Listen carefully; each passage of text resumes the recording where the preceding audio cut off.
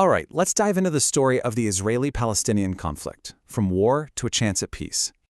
Picture this, 1993, a historic handshake. It really seemed like a two-state solution was possible.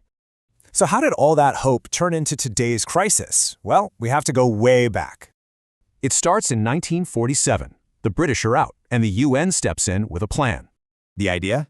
Split the land, a state for Jews and a state for Arab Palestinians. And Jerusalem? It was meant to be international. Jewish leaders said yes. Arab nations said no way.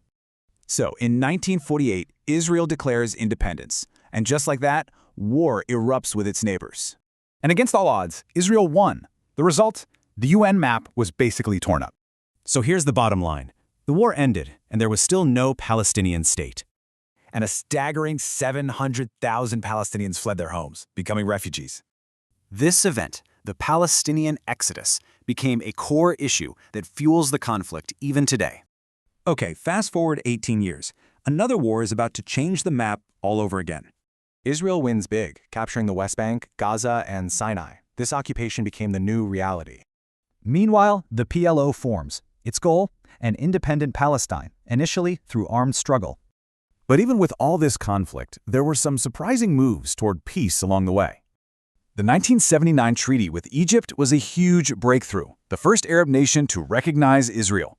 But making peace had a price. Egypt's leader was assassinated for it by extremists. Then in '92, something incredible happens. Israel's prime minister starts secret talks with the PLO. It was a monumental deal. For the first time, they officially recognized each other's existence. The Accords also created the Palestinian Authority, giving Palestinians a form of self-government.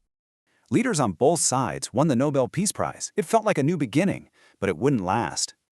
But the peace process had enemies. Fanatics on both sides saw compromise as a betrayal. Israeli extremists killed their own prime minister. Hamas launched attacks to derail the PLO's efforts. All this violence just shattered trust.